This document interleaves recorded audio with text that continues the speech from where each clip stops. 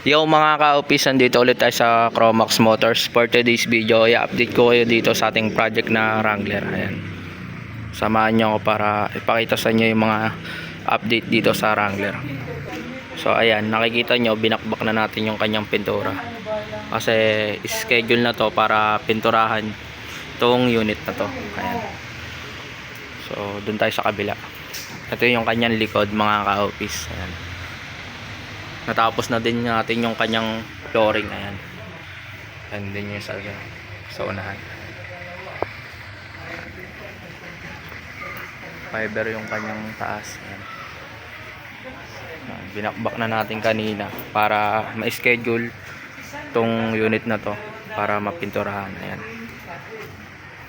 So malapit-lapit na tong unit na to mga ka-office, at matatapos na rin tong unit na to. So update ko kayo pag may bago na update dito sa ating project na Wrangler. Ayan. Maraming salamat sa inyong panonood mga ka-office.